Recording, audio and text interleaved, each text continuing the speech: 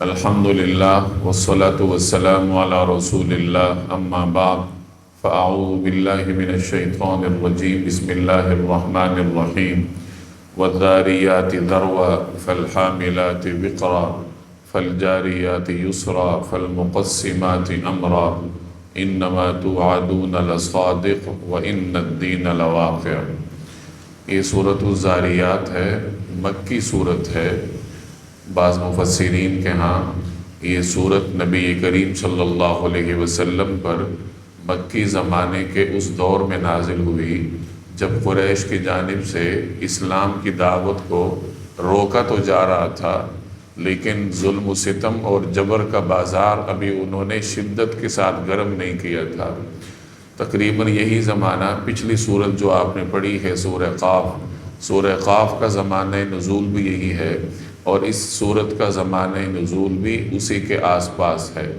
یہاں سے لے کر آگے سورہ حدید تک تمام صورتیں تقریباً مکی ہیں، ایک آدھی صورت کے علاوہ، اور ان تمام صورتوں کے مضامین بھی تقریباً یکساں ہیں۔ گزشتہ صورت یعنی سورہ قاف میں آخرت کو بیان کیا گیا تھا اس طریقے سے کہ عقیدہ آخرت کے بارے میں منکرین کے اعتراضات پر اللہ تبارک و تعالی نے بات کی تھی، ان کے اعتراضات کو مد نظر رکھتے ہوئے آیات نازل کی تھی۔ اس صورت میں بھی عقیدہ آخرت کا بیان ہے، لیکن مضمون کا مقصد عقیدہ آخرت کی یقینی ہونے کو ثابت کرنا ہے کہ آخرت بہرحال یقینی ہے، آنی ہی آنی ہے، اس سے کوئی مفر نہیں ہے۔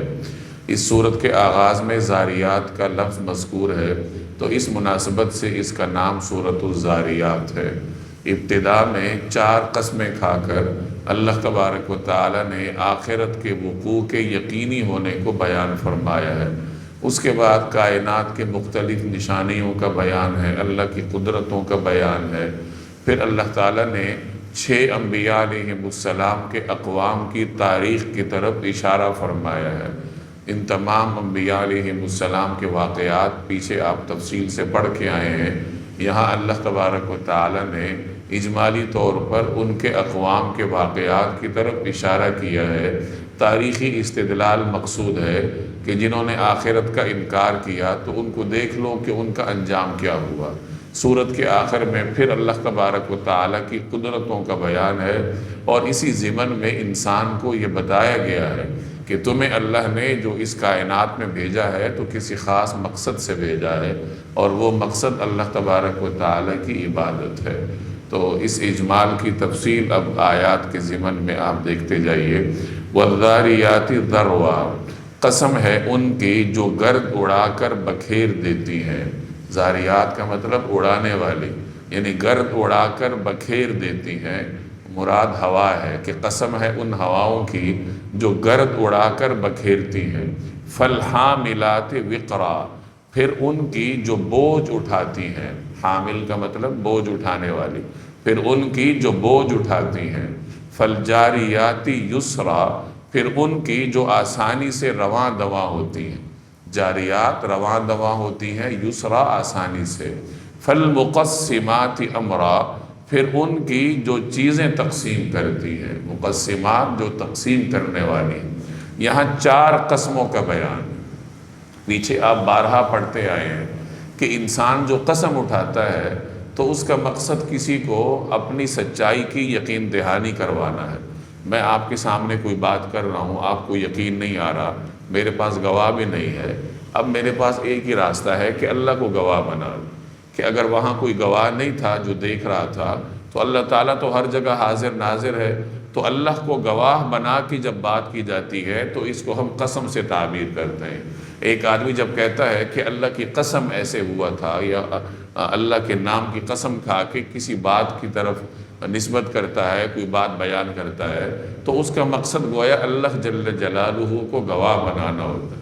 اور چونکہ اللہ تعالیٰ کی ذات ہی ہر جگہ موجود ہے، اس وجہ سے اللہ کے اسم کے علاوہ کسی اور کی قسم کھانے کی اجازت نہیں ہے، اور نہ ہی وہ منعقد ہوتی ہے۔ تو اللہ کے نام کی قسم انسان بوقت ضرورت شدیدہ کھا سکتا ہے، اور وہ منعقد بھی ہوتی ہے، اور اس کی اپنی اقسام ہیں، اپنی تفصیلات ہیں۔ تو انسان تو قسم اس لیے کھاتا ہے کہ انسان عاجز ہے، کوئی اس کی بات پہ یقین نہیں کرتا تو اسے قسم کھانا پڑتا ہے۔ قرآن کریم میں جگہ جگہ اللہ قسمیں کھاتا ہے، تو اللہ تعالیٰ کے قسم کھانے کا مقصد کچھ اور ہوتا ہے، یا تو بیان میں فصاحت اور بلاغت کا زور دینا مقصود ہوتا ہے، اور یا پھر جس چیز کی قسم کھائی جا رہی ہے اس کی اہمیت بتانا مقصود ہوتا ہے، اور یا جس مقصد کے لیے قسم کھائی جا رہی ہے تو جس چیز کی قسم کھائی جائے اس میں اور اس مقصد میں، یعنی اس میں اور اس کے جواب میں، جواب قسم میں کوئی ربط ہوتا ہے، تو اس مناسبت سے اللہ تعالیٰ اس کی قسم کا ذکر کرتا ہے۔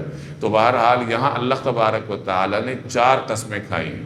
وَالزَّارِيَاتِ ذَرْوًا، قسم ہے ان ہواؤں کی جو گرد اڑا کر بکھیر دیتی ہیں۔ ہوائیں کسی کو نظر نہیں آتی، لیکن ہواؤں کے اندر طاقت بہت ہوتی ہے۔ ہوا جب بے قابو ہوتی ہے تو بڑی بڑی چیزوں کو اٹھا کے پھینک دیتی ہے، اور پھر ہوائیں بغیر کسی نظم کے نہیں چلتی۔ ہواؤں کا ایک خاص نظم و ضبط ہے، مختلف قسم کی ہوائیں ہیں، کچھ مشرق کی سمت سے چلتی ہیں، کچھ مغربی سمت سے چلتی ہیں، باد صبا، باد دبور جنہیں کہا جاتا ہے، کچھ ٹھنڈی ہوتی ہیں، کچھ گرم ہوتی ہیں، کچھ اوپر کو اڑتی ہیں، کچھ کا دباؤ نیچے کی جانب پڑتا ہے، اور یہ تمام جو ہواؤں کی مختلف اقسام ہے یہ خاص نظم کے تحت کام کر رہی ہوتی ہیں۔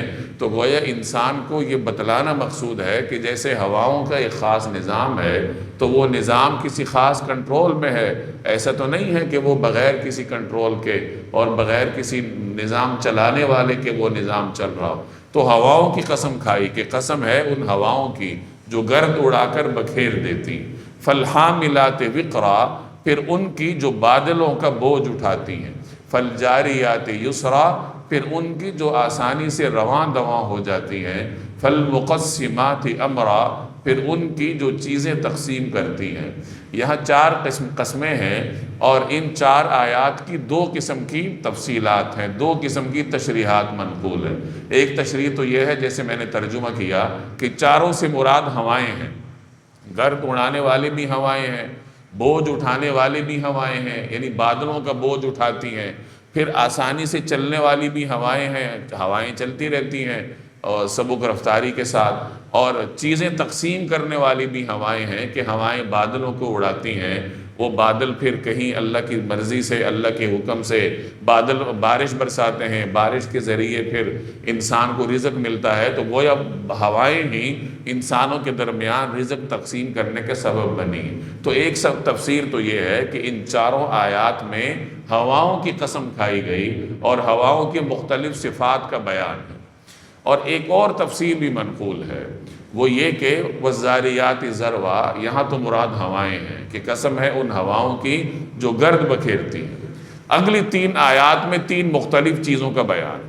فالحاملات وقرا سے مراد خود بادل ہیں، یعنی بادل جو کہ من و بوجھ، کئی من پر مشتمل وزنی اس کا پانی کا بوجھ اٹھاتا پھرتا ہے۔ بادل جو پھر رہا ہوتا ہے تو وہ اپنے ضمن میں اپنے اندر بوجھ اٹھا کے پھرتا ہے۔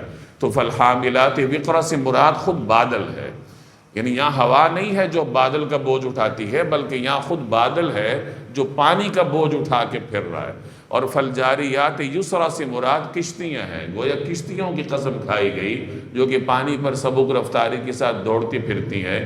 اور فالمقسمات امرا سے مراد فرشتے ہیں جو اللہ کے حکم سے لوگوں کے درمیان رزق تقسیم کرتے ہیں۔ تو اس تفسیر کے مطابق یہاں 4 چیزوں کی قسم ہے، ہواؤں کی، بادلوں کی، کشتیوں کی اور فرشتوں کی۔ اس میں بادل اور ہوائیں یہ تو فضائی چیزیں ہیں، کشتی زمینی چیز ہے، فرشتے عالم بالا کی مخلوق ہے۔ تو گویا مختلف عالم کی مختلف جگہوں کی قسم کھا کے اللہ تبارک و تعالیٰ اپنی قدرت کا اظہار کر رہا ہے کہ عالم فضا ہو، عالم زمین ہو یا عالم بالا ہو، یہ تمام کائناتیں جو ہیں، یہ جو تمام مقامات ہیں، یہ اللہ تبارک و تعالیٰ کے حکم سے چلتے ہیں۔ یہ جو دوسری تفسیر ہے یہ ایک روایت میں جناب رسول اللہ صلی اللہ علیہ وسلم سے منقول ہے۔ حضرت عمر رضی اللہ تعالی عنہ نے ان آیات کی تفسیر یوں کی اور اس کی نسبت نبی کریم صلی اللہ علیہ وسلم کی طرف کی کہ آپ علیہ السلام نے وَالزَّارِيَاتِ ذَرْوًا سے مراد ہواؤں کو لیا، فالحاملات وقرا سے مراد بادلوں کو لیا، فالجاریات یسرا سے مراد کشتیوں کو لیا، اور فالمقسمات امرا سے مراد فرشتوں کو لیا۔ سیدنا علی رضی اللہ تعالی عنہ نے بھی ایک مرتبہ کوفے میں برسر منبر ان آیات کی یہی تفصیل فرمائی ہے۔ اب چونکہ یہ تفسیر حدیث سے ثابت ہے، اس لیے بعض مفسرین کے ہاں ان آیات کی کوئی دوسری تفسیر جائز ہی نہیں ہے، کیونکہ جب ایک مرتبہ نبی کریم صلی اللہ علیہ وسلم نے یہ تفسیر بیان فرمائی ہے تو اب اس میں کسی اور تفسیر کی گنجائش نہ رہی۔ لیکن بعض محققین کے ہاں رسول اللہ صلی اللہ علیہ وسلم کی طرف اس کی نسبت کمزور ہے، یعنی کمزور سند کے ساتھ ثابت ہے، تو اس لیے دوسری تفسیر کی بھی گنجائش ہے کہ چاروں سے مراد ہوائیں ہیں۔ تو بہرحال یہ دونوں تفسیریں ہیں، میں نے عرض کر دی۔ تو یہ چار قسمیں کھا کے اللہ تبارک و تعالی کس بات کی یقین دہانی کروا رہا ہے، یعنی مخلوق کے سامنے کس چیز کو واضح کر رہا ہے؟ عقیدہ آخرت کو، انما توعدون لصادق، کہ انما توعدون، کہ جو وعدہ تم سے کیا جا رہا ہے، لصادق، وہ یقینی طور پر سچا ہے۔ جب تمہیں کہا جا رہا ہے کہ آخرت ہے، آخرت نے آنا ہے، تو پھر یہ قسمیں کھا کر تمہیں یقین دلایا جا رہا ہے کہ دیکھو آخرت نے آنا ہے۔ وَإِنَّ الدِّينَ لَوَاقِعٌ، اور اعمال کا بدلہ یقیناً مل کر رہے گا۔ دین سے مراد یہاں جزا ہے، کہ یوم جزا اعمال کا بدلہ یقیناً مل کے رہے گا۔ انسان یہ مت سوچے کہ میں دنیا میں آیا ہوں، اپنی مرضی سے زندگی گزاروں گا، من چاہے کام کروں گا اور مجھ سے کوئی پوچھنے والا نہیں ہوگا، ایسا نہیں ہوگا، بلکہ آدمی جو کچھ کرتا ہے اس کی جزا اسے بھگتنی پڑے گی۔ یہ یقین دلایا جا رہا ہے انسان کو، تاکہ انسان کسی غلط فہمی میں زندگی بسر نہ کرے، کسی اور ذوق میں نہ رہے۔ ایسا نہ ہو کہ وہ ساری زندگی اس یقین میں گزار دے کہ آخرت نہیں ہے، اور پھر جب مر جائے، مرنے کے بعد اللہ تعالیٰ اسے اپنے سامنے کھڑا کر دے تو پھر کیا کرے گا؟ پھر اس کے سامنے دوسرا راستہ کیا ہوگا؟ اس لیے اگر کسی کے ذہن میں کوئی شبہ بھی ہے تو اس اپنے ذہن کو سمجھا بجھا کے آخرت پر یقین رکھنا چاہیے، کیونکہ اگر تو آخرت نہیں ہے پھر تو مسئلہ ہی کوئی نہیں، اور اگر آخرت ہے تو جو نہیں مانتا اس کے لیے ماننے میں حرج کوئی نہیں، کیونکہ اس کے ہاں تو کچھ بھی نہیں ہے، تو اگر کچھ ہو بھی گیا تو اس کے لیے کسی قسم کا کوئی مذائقہ نہیں ہے۔ تو بہرحال اپنے آپ کو تسلی ابتدا میں دینی پڑتی ہے، شبہات کو یوں رفع کیا جاتا ہے، آہستہ آہستہ پھر انسان دلائل کا مطالعہ کرے، شرح صدر کی کوشش کرے، تو لیکن اس بات کی یقین دہانی اپنے آپ کو کروانا ضروری ہے کہ ایک دن ایسا آنا ہے جب اللہ تبارک و تعالیٰ کے سامنے ہمیں کھڑا ہونا پڑے گا۔ وَالسَّمَاءِ ذَاتِ الْحُبُقِ، قسم ہے راستوں والے آسمان کی، مراد فرشتوں کے راستے ہیں کہ جہاں سے فرشتے آتے جاتے ہیں۔ اب یہاں آسمان کی قسم کھا کر بتایا جا رہا ہے، اِنَّكُمْ لَفِي قَوْلٍ مُخْتَلِفٍ، کہ تم متضاد باتوں میں پڑے ہوئے ہو۔ منکرین آخرت کا کوئی ایک نظریہ نہیں ہے، مختلف قسم کی باتیں وہ کرتے ہیں اور کرتے تھے اس زمانے میں۔ بعض لوگ کہتے تھے کہ بس ہم مر جائیں گے تو مٹی میں مل جائیں گے، کچھ نہیں ہے، مطلب بس مٹی ہے اور اس کے علاوہ اور کچھ نہیں ہے۔ کچھ لوگ کہتے تھے کہ ہمیں جزا سزا ملے گی لیکن اسی دنیا میں، کہ ہم مر جائیں گے، نیا جنم اسی دنیا میں ملے گا، پھر مر جائیں گے، پھر نیا جنم اسی دنیا میں ملے گا، اور اسی طرح تناسخ کی مختلف صورتیں نظریات کی شکل میں انسانوں میں رائج رہی ہیں۔ تو آخرت کے حوالے سے منکرین کا کوئی ایک نقطہ نظر نہیں ہے، بلکہ طرح طرح کی باتیں کرتے ہیں۔ تو قرآن کریم اس طرف ان کو متوجہ کر رہا ہے کہ دیکھو تم متضاد باتوں میں پڑے ہوئے ہو، یہ جو مختلف قسم کی باتیں کرتے ہو ان سے باز آ جاؤ، ایک بات کی طرف آ جاؤ کہ بس آخرت ہے اور اللہ کے سامنے کھڑا ہونا ہے۔ یؤفک عنہ، اس سے وہی منہ موڑتا ہے، من افک، جو حق سے بالکل ہی مڑا ہوا ہے، یعنی جس کے دل پر مہر لگی ہوئی ہے، جو بالکل اندھا ہو چکا ہے، وہی آخرت سے منہ موڑتا ہے۔ ورنہ تھوڑا سا بھی عقل سے کام لیا جائے تو آدمی کو سمجھ آ جاتا ہے کہ یہ جو اتنا بڑا نظام ہے یہ بغیر کسی مقصد کے تو ہے نہیں، اور اگر مقصد ہے تو اس مقصد کے بارے میں پوچھ گچھ بھی ہونی ہے۔ آخر وہ کون سا مقصد ہو سکتا ہے جو مقصد تو ہو لیکن اس کے بارے میں احتساب نہ ہو؟ دنیا میں بھی اگر کوئی آپ کو مقصد دیتا ہے تو اس کے بارے میں پوچھتا ہے، تو یہ کیسے ہو سکتا ہے کہ انسان جیسی مخلوق ہے ایک عظیم مقصد کے لیے آیا ہے اور اس مقصد کے بارے میں باس پرس نہ ہو؟ تو تھوڑا سا بھی عقل کو استعمال کیا جائے، فطرت کو مسخ کیے بغیر، مسخ فطرت کے ساتھ جب عقل استعمال ہوگی تو وہ کہیں اور انسان کو لے جاتی۔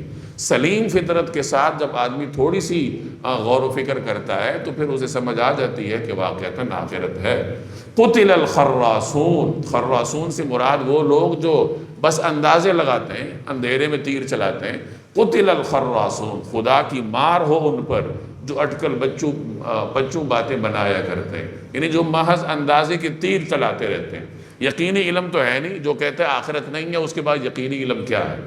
مسلمان کے پاس تو یقینی علم ہے، یعنی یہ جو قرآن کریم کی آیات ہیں، عقیدہ آخرت ہے، یہ یقینی بنیادوں پر ہمارے ہاں ثابت ہے۔ اور جو آخرت کا منکر ہے اس کے بعد یقینی دلیل کون سی ہے؟ وہ یہی کہتا ہے کہ مجھے نہیں معلوم۔ تو یہاں ان کو مخاطب کر کے کہا جا رہا ہے کہ خدا کی مار ہو ان اندازوں کے پیچھے چلنے والوں پر، کہ کس طرح ایک یقینی چیز کو چھوڑ کر اندازوں کے پیچھے چلے جا رہے ہیں۔ الذین هم فی غمرۃ ساہون، جو غفلت میں ایسے ڈوبے ہیں کہ سب کچھ بلائے بیٹھے ہیں۔ یسألون ایان یوم الدین، پوچھتے ہیں کہ جزا و سزا کا دن کب ہوگا، اور چونکہ یہ پوچھنا علم میں اضافے کے لیے نہیں ہے، استہزاء کے لیے ہے، تو جو مذاق اڑاتا ہے اسے پھر تحقیقی جواب بھی نہیں دیا جاتا، اس کی بات کو ٹالا جاتا ہے، جیسے یہاں ٹالا جا رہا ہے۔ وہ کہہ رہے ہیں کب آئے گی، اللہ کہہ رہے ہیں یومہم علی النار یفتنون، اس دن ہوگا جب انہیں آگ پر تپایا جائے گا۔ یعنی ایک مذاق اڑانے والا کہتا ہے قیامت کب آئے گی، تو اسے جواب دیا جا رہا ہے کہ جس دن آگ پر جلو گے اس دن تمہیں پتہ چلے گا کہ قیامت کب آئے گی، اس دن خود قیامت تمہیں بتائے گی کہ میں کب آؤں گی۔ ذوقوا فتنتکم، کہ چکھو مزہ اپنی شرارت کا۔ ھذا الذی کنتم بہ تستعجلون، یہی ہے وہ چیز جس کے بارے میں تم یہ مطالبے کرتے تھے کہ وہ جلدی آ جائے۔ قیامت کا تم مذاق اڑاتے تھے کہ اگر قیامت نے آنا ہے تو آ جائے، آ گئی تمہارے پاس قیامت، اب مزہ چکھو۔ ان المتقین فی جنات وعیون، یہ قرآن کریم کا عام اسلوب ہے کہ جو کہیں منکرین کا ذکر ہوتا ہے تو ماننے والوں کا ذکر بھی ساتھ ہوتا ہے۔ اب یہاں ماننے والوں کا ذکر ہے کہ جو متقین ہیں، متقی لوگ ہیں، وہ جنات وعیون، باغوں اور چشموں میں اس طرح رہیں گے، آخذین، کہ وصول کرنے والے ہوں گے، ما آتاہم ربہم، ان چیزوں کو جو انہیں ان کا رب دے گا، کہ ان کا پروردگار انہیں جو کچھ دے گا اسے وصول کر رہے ہوں گے۔ اب یہ متقین جس درجے پر فائز ہوں گے، اس کی بنیادی وجہ کیا ہے؟ آگے اس کی وجوہات کا بیان ہے۔ انہم کانوا قبل ذلک محسنین، وہ لوگ اس سے پہلے ہی نیک عمل کرنے والے تھے، یعنی دنیا میں نیک عمل کرتے تھے، اور وہ نیک عمل کیا تھا؟ کانوا قلیلا من اللیل ما یہجعون، وہ رات کے وقت کم سوتے تھے، وبالاسحار هم یستغفرون، اور سحری کے اوقات میں وہ استغفار کرتے تھے، وفی اموالہم حق للسائل والمحروم، اور ان کے مال و دولت میں سائلوں اور محروم لوگوں کا حق ہوتا تھا۔ یہ متقین کے اوصاف کا بیان ہے کہ ایک تو وہ نیکوکار ہیں، اللہ کی بندگی اس طرح کرتے ہیں کہ رات کو بستروں پر کم جاتے ہیں۔ فرمایا کہ رات کے وقت کم سوتے تھے، اس کی دو تفسیریں کی گئی ہیں۔ ایک تفسیر یہ کی گئی کہ بہت کم راتیں انہیں ایسی ملتی تھی جن میں وہ سوتے تھے، ورنہ اکثر راتیں وہ جاگ کر گزارا کرتے ہیں۔ متقی لوگوں کی یہ علامت ہے۔ اور ایک تفسیر اس کی یہ ہے کہ سوتے تو وہ ہر رات کو ہیں، لیکن رات کا تھوڑا سا حصہ سوتے ہیں، اور بیشتر حصہ رات کا وہ اللہ کے ہاں مصلی پر گزارتے ہیں، اللہ تعالیٰ کے ہاں قیام میں گزارتے ہیں۔ اور یہی تفسیر زیادہ راجح ہے، کیونکہ رات کو بالکل نہ سونا دین میں اس کی حوصلہ افزائی نہیں کی گئی۔ کئی ایسے صحابہ تھے جنہیں عبادات کا ایسا ذوق تھا کہ وہ ساری ساری رات جاگتے تھے۔ نبی کریم صلی اللہ علیہ وسلم نے ان کے اس طرز عمل کی اصلاح فرمائی، ان سے فرمایا تمہارے جسم کا بھی تم پہ حق ہے۔ حضرت عبداللہ بن عمر بن عاص رضی اللہ تعالی عنہ، یہ بڑے زاہد صحابی تھے، عبادات کا ذوق رکھتے تھے، ساری ساری رات عبادت کرتے تھے، سارا دن روزہ رکھتے تھے۔ نبی کریم صلی اللہ علیہ وسلم نے پھر انہیں سمجھایا کہ دیکھو تمہارے جسم کا بھی تم پہ حق ہے۔ اسی طرح ایک اور روایت ہے حضرت سلمان فارسی کی اور غالباً حضرت ابو دردہ کی، تو اس کا بھی یہی مضمون ہے کہ آپ علیہ الصلوۃ والسلام نے سمجھایا کہ دیکھو تمہارے جسم کا تمہارے اوپر حق ہے، تمہاری آنکھ کا تمہارے اوپر حق ہے، تمہاری بیوی کا تمہارے اوپر حق ہے، مہمان کا تمہارے اوپر حق ہے۔ ہر صاحب حق کو اس کا حق دینا پڑتا ہے۔ ایک آدمی رات کو سوئے ہی نہ تو ظاہر ہے آہستہ آہستہ اس کی صحت کمزور ہونا شروع ہو جائے گی۔ صحت کمزور ہونا شروع ہوگی تو وہ نہ تو گھر والوں کو پورے طریقے سے وقت دے پائے گا، نہ بیوی بچوں کا نان نفقہ اخراجات پورا کر پائے گا، اور نہ ہی وہ دیگر لوگوں کے حقوق پورے کرنے کی حالت میں ہوگا۔ اس لیے فرمایا گیا کہ دیکھو رات کو کچھ نہ کچھ سویا کرو۔ تو معلوم ہوا کہ دوسری تفسیر زیادہ راجح ہے کہ متقی وہ ہیں جو رات سوتے تو ہیں لیکن کم سوتے ہیں، اور رات کا بیشتر حصہ اللہ کے حضور عبادت میں گزارتے ہیں۔ رات کی عبادت کو، رات کے قیام کو تہجد کہا جاتا ہے۔ جو آدمی عشاء کی نماز کے بعد قیام کرتا ہے تو اس قیام کو تہجد کہتے ہیں، اور اس کا افضل وقت رات کا آخری پہر ہے۔ نبی کریم صلی اللہ علیہ وسلم کا یہی معمول تھا کہ آپ علیہ الصلاۃ والسلام رات کے عشاء کی نماز کے فوراً بعد آرام فرماتے تھے، اور اس کے بعد رات کے 1-2 پہر گزرتے ہی آپ علیہ الصلاۃ والسلام بیدار ہوتے تھے، پھر اللہ تعالیٰ کے حضور قیام کرتے تھے، لمبا قیام فرماتے تھے یہاں تک کہ فجر کا وقت ہو جاتا۔ پھر آپ علیہ الصلاۃ والسلام تھوڑی دیر وہیں مصلی پر ہی ذرا سستا لیتے تھے، آرام فرماتے تھے، پھر حضرت بلال آ کر اذان نماز کی اطلاع دیتے تھے۔ نبی کریم صلی اللہ علیہ وسلم پھر نماز کے لیے باہر تشریف لے جاتے۔ تہجد رسول اللہ صلی اللہ علیہ وسلم کا وہ معمول ہے جو کہ آپ نے ہمیشگی کے ساتھ انجام دیا ہے، یہاں تک کہ غزوہ بدر کی رات جب اگلے دن کفر اور اسلام کا معرکہ ہونا درپیش تھا، اس رات بھی رسول اللہ صلی اللہ علیہ وسلم نے اپنے تہجد کا معمول پورا فرمایا۔ غالباً سیدنا علی کی روایت ہے کہ آپ علیہ الصلاۃ والسلام ایک درخت کے نیچے میدان بدر میں کھڑے ہو کر نوافل ادا فرما رہے تھے، اللہ کے حضور قیام فرما رہے تھے۔ باقی صحابہ کچھ دیر سارے ہی کچھ نہ کچھ سوئے تھے، لیکن نبی کریم صلی اللہ علیہ وسلم اللہ کے حضور آہوزاری فرماتے رہے اور نوافل اور قیام میں مصروف رہے۔ یعنی اس عام تہجد پر آپ علیہ الصلاۃ والسلام اس قدر کاربند تھے کہ سفر ہو یا حضر ہو، نبی کریم صلی اللہ علیہ وسلم اس معمول کو چھوڑتے نہیں تھے۔ کبھی طبیعت مبارکہ پر بوجھ ہوتا سفر میں تو بیٹھ کر ادا کر لیتے، لیکن ادا فرماتے تھے۔ اسی طرح بعد میں بھی یہ سلسلہ امت میں چلا ہے کہ نیک لوگوں نے ہمیشہ تہجد کو اپنے معمولات کا لازمی حصہ بنایا، اور حقیقت یہ ہے کہ اللہ کے ساتھ اگر تعلق بنتا ہے تو تہجد کی وجہ سے بنتا ہے۔ کسی آدمی کو اللہ تعالیٰ نوازتا ہے تو رات کی عبادات کی وجہ سے نوازتا ہے۔ یہ جو ہم نمازیں پڑھتے ہیں 5، تو یہ تو اللہ کے ساتھ ایک رسمی تعلق ہے، یہ تو پڑھنا ہی پڑھنا ہے۔ تعلق اس کا مضبوط ہوتا ہے جو نمازوں سے ہٹ کر اللہ تبارک و تعالیٰ کی بارگاہ میں حاضر ہوتا ہے۔ جیسے کہ ایک روایت میں آپ نے سنا ہے، روایت کا مفہوم ہے کہ میرا بندہ نوافل کے ذریعے میرے قریب آتا رہتا ہے یہاں تک کہ میں اس کی آنکھ بن جاتا ہوں جس سے وہ دیکھتا ہے، میں اس کے ہاتھ بن جاتا ہوں جس سے وہ پکڑتا ہے۔ یعنی گویا کہ وہ پھر سر سے لے کے پاؤں تک اللہ کی یاد میں غرق ہو جاتا ہے۔ تو اس قدر مضبوط تعلق بنتا ہے اللہ کے ساتھ، اور یہ تعلق بنتا ہے نوافل کے ذریعے۔ فرائض کی بے پناہ اہمیت ہے۔ عموماً ہمارے ہاں افراط تفریط ہوتی ہے۔ اگر کوئی آدمی نوافل کی طرف مائل ہوتا ہے تو نوافل خضوع کے ساتھ پڑھتا ہے اور فرائض سے جان چھڑاتا ہے، کیونکہ فرض تو پڑھنے ہیں، روز پڑھتے ہیں، نفل کبھی کبھی پڑھتے ہیں، تو نفل پڑھ کے اسے تھوڑی بزرگانہ فیلنگ آتی ہے کہ میں تو بڑا بزرگ بن رہا ہوں، اور فرائض میں وہ کوئی خاص فیلنگ اس کو آتی نہیں ہے، تو اس لیے وہ سمجھتا ہے کہ یہ تو بس کیا کہتے ہیں ایک رسم ہے اور اصل کام وہ ہے۔ تو فرض کی بے پناہ اہمیت ہے، فرض کے بارے میں پوچھو گی، اسی لیے فرض سے پہلے سنتیں ہیں، بعد میں بھی سنتیں۔ پہلے سنتیں اس لیے ہیں تاکہ ہم فرائض کے لیے تیار ہو جائیں۔ 2 آدمی ہیں، ایک آدمی بر وقت آتا ہے، پہلے کچھ سنتیں پڑھتا ہے، پھر کچھ ذکر اذکار کرتا ہے، پھر فرائض پڑھتا ہے۔ ایک آدمی ہے بھاگا آتا ہے، فرائض میں شامل ہوتا ہے۔ دونوں کے فرض پڑھنے کا انداز الگ ہوگا نا۔ ایک آدمی پہلے سے ذہنی طور پر تیار ہے، سنتیں ذکر اذکار کے ذریعے وہ فرائض کے لیے تیار ہو چکا ہے، تو وہ خضوع کے ساتھ پڑھے گا۔ ایک آدمی بھاگا دوڑا آ رہا ہے، بازو اپنا سنبھالتا ہوا جلدی سے نماز میں شامل ہو رہا ہے، تو ظاہر ہے کہ وہ بھاگم دوڑ میں ہی نماز پڑھے۔ تو فرائض کو بھرپور اہمیت دینی چاہیے، اور اس سے ہٹ کر نوافل کی طرف متوجہ ہونا چاہیے۔ یہ جو اشراق کے نوافل ہیں، چاشت کے ہیں، مغرب کے بعد کے نوافل ہیں، یہ نبی کریم صلی اللہ علیہ وسلم کے مستقل معمولات کا حصہ ہیں۔ آپ علیہ الصلاۃ والسلام نے ان کے بڑے فضائل بیان فرمائے ہیں، تو ان سے نوافل کا آغاز کرنا چاہیے، چونکہ دن کے وقت ہوتے ہیں، ان کو پڑھنا اتنا مشکل بھی نہیں ہے۔ تو اشراق، چاشت اور مغرب کے بعد کے نوافل، ان سے آغاز کرنا چاہیے. آہستہ آہستہ اللہ توفیق دے تو تہجد کی طرف بڑھنا چاہیے.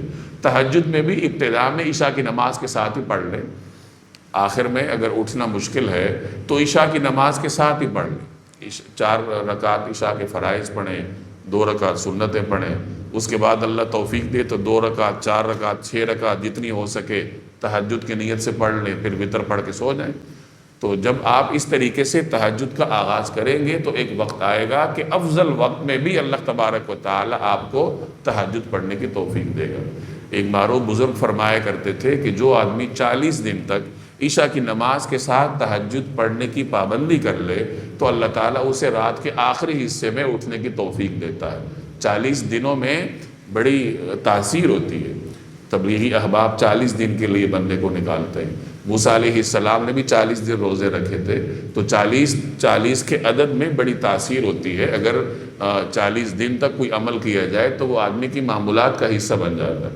اس لیے وہ فرماتے تھے کہ 40 دن تک عشاء کی نماز کے ساتھ تہجد پڑھنے کی پابندی کر لو، پھر دیکھو اللہ تعالیٰ آپ کو رات کے آخری حصے میں اٹھنے کی توفیق دے گا. تو یہاں ان لوگوں کی فضیلت مذکور ہے جو کہ رات کا بیشتر حصہ اللہ کے حضور عبادت میں اور قیام میں گزارتے ہیں. فرمایا کانوا قلیلا من اللیل ما یہجعون، وہ رات کے وقت کم سوتے تھے. وبالاسحار هم یستغفرون، اور سحری کے اوقات میں وہ استغفار کرتے تھے. یہ ان کی تواضع ہے کہ رات کا بیشتر حصہ عبادت میں گزارنے کے بعد وہ ناز میں نہیں آتے تھے. ان کے اندر عاجزی اور بڑھ جاتی تھی کہ عبادت تو ہم نے کر لی، پتہ نہیں اللہ کو منظور ہے بھی یا نہیں. عبادت انسان کے اندر تواضع پیدا کرتی ہے. جیسے جیسے آدمی عبادات میں آگے بڑھتا ہے اس کے اندر خشیت بڑھتی جاتی ہے، کیونکہ معرفت بڑھتی ہے. جب معرفت بڑھتی ہے تو خشیت بڑھتی ہے. اگر عبادات کی وجہ سے انسان میں ناز پیدا ہو جائے کہ میں تو بڑا عبادت گزار ہوں اور یہ جو باہر پھر رہے ہیں سارے گناہگار ہیں، تو پھر ایسی عبادت سے کا انسان کو گویا نقصان ہو رہا ہے. انسان کو اصلاح کرنی چاہیے. ایسے موقع پر عبادات کے بڑھنے سے انسان میں خشیت بڑھتی ہے. جیسے یہاں متقین کی صفت مذکور ہے کہ ساری رات عبادت کرنے کے بعد صبح کیا کرتے ہیں؟ استغفار کرتے ہیں. استغفار کیوں کرتے ہیں؟ کہ ہم نے عبادت کا حق ادا نہیں کیا. اللہ کی ہم پہ جتنی نعمتیں ہیں، اگر ایک انسان ساری زندگی ایک ٹانگ پہ کھڑا رہے تو اللہ تعالیٰ کی عبادت کا حق پھر بھی ادا نہیں کر سکتا. ہم جب نماز پڑھتے ہیں تو نماز کے فوری بعد استغفار پڑھنے کی تلقین کی گئی ہمیں. کیوں؟ یہ اس بات کا اظہار ہوتا ہے کہ نماز تو ہم نے پڑھ لی لیکن جس طرح پڑھنی چاہیے تھی ویسے ہم نہیں پڑھ پائے، تو ہم اللہ سے معافی مانگتے ہیں. تو یہ بندہ مومن کا طرز عمل ہے کہ وہ عبادت بھی کرتا ہے، بندگی بھی کرتا ہے اور استغفار بھی کرتا ہے. اپنی بندگی پر تکیہ نہیں کرتا، اپنی بندگی کی بنیاد پر ناز نہیں کرتا. ہمارے ہاں یہی مصیبت ہے، ہمارے دینداروں کی یہی مصیبت اور آزمائش ہے کہ تھوڑا سا دین پہ عمل کیا نہیں کہ اپنے آپ کو بڑی توپ چیز سمجھنے لگے، گرد و پیش کے لوگوں کو گناہگار سمجھنے لگتے ہیں. تو بھائی اللہ تعالیٰ کے ہاں کیا بعید ہے کہ جس رب نے آپ کو مسجد میں داخل کیا وہ باہر ہے. اگر آپ اس کو حقیر سمجھیں گے تو اللہ کا خوف ہونا چاہیے کہ اللہ تعالیٰ آپ کو نکال دے اور اس کو داخل کر دیں. تو آپ اگر اندر ہیں، کوئی بندہ باہر ہے، تو اللہ کا شکر ادا کریں اور اس کے لیے خیر خواہی کا جذبہ رکھیں، نہ کہ یہ اس کے ساتھ نفرت والا معاملہ کریں، اپنے آپ کو اس سے بالا تر سمجھیں. تو عموماً ہمارے ساتھ یہ مسئلہ ہوتا ہے. میں اس لیے بار بار یہ عرض کر رہا ہوں کہ جو لوگ دین کی طرف مائل ہوتے ہیں تو دین ان کے اندر تعلی پیدا کر دیتا ہے. وہی سمجھتے ہیں کہ ہم تو اب بڑے نیک ہو گئے، ابلیس سے زیادہ سجدے ہم کر لیں گے. اس نے کتنے پتہ نہیں سینکڑوں سال اللہ کی عبادت کی تھی، ایک لمحے میں اس کی ساری عبادات اللہ نے اٹھا کے ردی کی ٹوکری میں ڈال دی. اللہ تعالیٰ تو بہت مستغنی ہے، اسے کسی کی عبادات کی کیا ضرورت ہے. تو ہم جو عبادات کرتے ہیں اپنے لیے کرتے ہیں. تو فرمایا کہ سحر کے اوقات میں وہ استغفار کرتے تھے. سحری کا وقت وہ وقت ہے جب اللہ جل جلالہ کے ہاں سے ندا ہوتی ہے، اللہ کی تجلی آسمان دنیا پہ پڑتی ہے اور وہاں سے بندوں کو مخاطب کر کے کہا جاتا ہے کہ کون ہے میرا بندہ جو مجھ سے مانگے میں اسے عطا کروں، مجھ سے مغفرت مانگے میں اسے مغفرت عطا کروں، مجھ سے رزق مانگے میں اسے رزق عطا کروں. کون ہے میرا بندہ مجھ سے یہ مانگے میں اسے یہ عطا کروں. اس طرح کی صدائیں آتی ہیں. یعنی اس موقع پر بندوں کی جو مناجات ہے اللہ کی بارگاہ میں اس کی قدردانی ہوتی ہے. یہی وجہ ہے کہ سحری کے اوقات کی بڑی فضیلت ہے، اور متقین بھی اسی لیے رات کو تو عبادت کرتے ہیں لیکن سحری ہوتے ہی پھر دعائیں کرنا شروع کر دیتے ہیں۔ رمضان میں بھی سحری میں سب سے افضل عمل استغفار ہے، اس آیت کی وجہ سے۔ رمضان میں سحری میں لوگ تلاوت بھی کرتے ہیں، ذکر اذکار بھی کرتے ہیں، دعائیں بھی کرتے ہیں، تو سب سے افضل عمل سحری کے وقت استغفار ہے، جیسے اللہ یہاں تعریف کر رہا ہے ان لوگوں کی جو سحر کے اوقات میں استغفار کرتے ہیں۔ آگے فرمایا وفی اموالہم حق للسائل والمحروم، اور ان کے مال و دولت میں سائلوں اور محروم لوگوں کا حق ہوتا ہے۔ پہلے تو حق اللہ تعالیٰ کے حق کا بیان تھا کہ متقی اللہ کا حق ادا کرتے ہیں، اب یہاں بندوں کے حق کا بیان ہے کہ وہ اپنے مال سے لوگوں کی خدمت کرتے ہیں۔ یہاں ایک تو بات یہ کی گئی کہ انسان دوسرے کو جو کچھ دیتا ہے تو اس پہ احسان نہیں کرتا، بلکہ یہ اس کا حق ہے جو آپ کے مال میں تھا۔ یہ حق کے لفظ سے ہمیں یہ تعلیم دی جا رہی کہ آپ نے کسی کو زکوٰۃ دی، کسی کو صدقہ دیا، کسی کو خیرات دیا تو کوئی احسان نہیں کیا، یہ اس کا حق ہے جو اللہ نے آپ کے مال میں رکھا ہے، اور آپ نے اسی کا حق اس کو لوٹایا ہے۔ تو کسی کا حق لوٹانا یہ کوئی بہت بڑی بات تو نہیں ہوتی نا۔ ہمارے ہاں یہ بھی ایک مسئلہ ہوتا ہے کہ جب لوگ کسی کو دینے لگتے ہیں تو پھر وہ اپنے آپ کو کوئی توپ قسم کی چیز سمجھنے لگتے ہیں، اپنے آپ کو وہ الیاذ باللہ رزاق سمجھنے لگ جاتے ہیں کہ ہم رزق دے رہے ہیں، ہم یہ کام کر رہے ہیں، کوئی کچھ نہیں کر رہا۔ یہ اس کا حق تھا جو اللہ تعالیٰ آپ کے ذریعے اس کو دے رہے ہیں۔ ہر آدمی کا رزق مختلف طریقوں سے آتا ہے، تو کسی کے رزق کا ذریعہ اللہ نے آپ کو بنا دیا کہ آپ کے مال میں سے اس کو رزق دے رہا ہے۔ تو ایک تو ہمیں یہ تعلیم دی گئی کہ دیکھو تمہارے اموال میں ان کا حق ہے۔ دوسری تعلیم اس آیت کے ذریعے یہ دی گئی کہ اس کا مطلب یہ نہیں کہ فرض زکوٰۃ ادا کرنے کے بعد آپ مطمئن ہو کر بیٹھ گئے کہ اب میں نے غریبوں کا حق ادا کر دیا، ایسا نہیں ہے۔ زکوٰۃ ادا کرنے کے بعد بھی آپ کے مال میں سائل اور محروم کے حقوق باقی رہتے ہیں، صدقے کی صورت میں، خیرات کی صورت میں۔ ایک آدمی نے زکوٰۃ ادا کر دی لیکن اس کے والدین محتاج ہیں، تو والدین کا نفقہ اس کے اوپر واجب ہوگا، ادا کرنا پڑے گا۔ اس کے رشتہ داروں میں، قریبی احباب میں سے کوئی ایسا ہے جس کے بعد 2 وقت کے کھانے کے لیے کچھ نہیں ہے، وہ بچوں کی تعلیم کے لیے پریشان ہوتا ہے، تو بے شک آپ نے زکوٰۃ ادا کر دی، لیکن اس رشتہ دار کے رشتہ دار کی ضروریات میں اس کے ساتھ تعاون کرنا یہ اس کا حق ہے آپ کے اوپر۔ تو زکوٰۃ کے بعد بھی حقوق مال سے متعلق رہتے ہیں، ختم نہیں ہوتے۔ یہ ہر انسان کی اپنی وسعت پہ ہے کہ کسی آدمی کو اللہ تعالیٰ نے کتنی وسعت دے رکھی، تو جتنی وسعت ہو تو اپنی وسعت کو دیکھتے ہوئے اللہ کے مخلوق کا حق ان کو لوٹاتے رہنا چاہیے، بخل نہیں کرنا چاہیے کہ مال کو روک کے رکھا جائے۔ جتنا انسان اللہ کے راستے میں مال خرچ کرے اللہ تبارک و تعالیٰ اسی قدر اس کے مال میں برکت ڈالتا ہے۔ یہاں 2 لوگوں کا بیان ہے کہ جن کا آپ کے مال میں حق ہے، سائل کا اور محروم کا۔ سائل تو وہ ہے جو خود آ کے سوال کر لیتا ہے، آپ کے پاس آ کے اپنی ضرورت کا اظہار کرتا ہے، سوال کر لیتا ہے، تو وہ سائل ہوا۔ محروم کون ہے؟ تو مفسرین نے اس کی تفصیلات بیان کی ہیں کہ محروم وہ سفید پوش ہے جو سوال نہیں کرتا۔